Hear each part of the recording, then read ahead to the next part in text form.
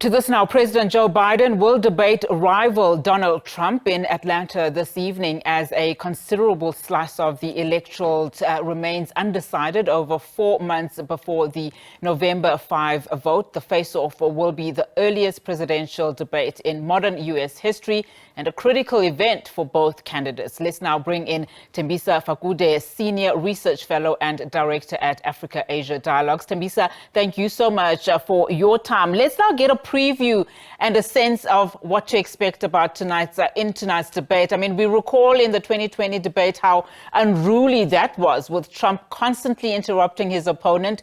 It's now less than 5 months before the highly anticipated election on November 5. I mean, what can we expect as Biden, who's the Democrat incumbent, of course, and his Republican challenger, Trump?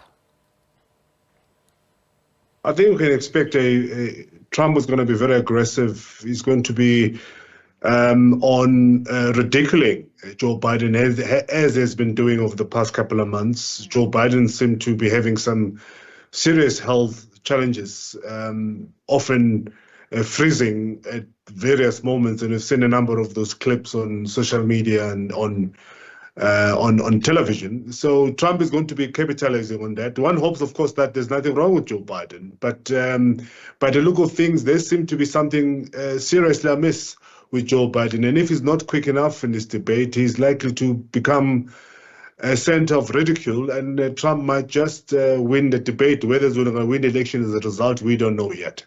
And it's interesting that you say that because, I mean, there are rules to these debates where one is not allowed to have scripts and so on. But how important are televised debates, I mean, in this U.S. presidential election? I mean, one would imagine that most Americans have already decided, or they know somewhat who to vote for. So it's unclear how much the debate will, in fact, push the dial in favor of either candidate.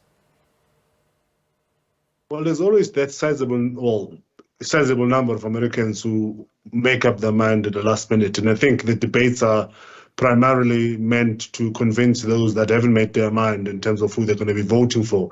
Because as you correctly put it, many people have already made up their mind. So the fight and the struggle for the debates is to win the hearts and minds of those that haven't made up their minds. But I think with Joe Biden showing signs of fatigue and to an extent incapabilities of going ahead as the leader of the United States, you are likely to have some people who have already made up their minds about Joe Biden, should things go wrong tonight, either not going to vote or switching their votes to Trump.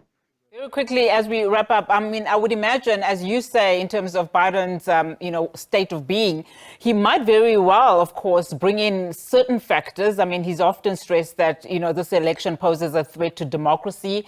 I would imagine we're likely to hear him talk about how Trump refused to concede defeat in 2020 and maybe even mention the felonies and the insurrection. Oh, certainly he's likely to pull all of those, particularly the charges that are brought against Trump. But I'm looking forward to a Joe Biden that's going to be much more active and quick and responsive. What we've seen over the past couple of weeks is that Joe Biden that's not been responsive. So hopefully tonight we're going to see something different. Of course, the content of the debates are key, but Joe Biden seemed, at least in the past couple of videos I've seen, very, very incapacitated. And I'm hoping it's not going to be a moment where he's going to be ridiculed by Trump. And of course, supporters of Trump post this debate tonight.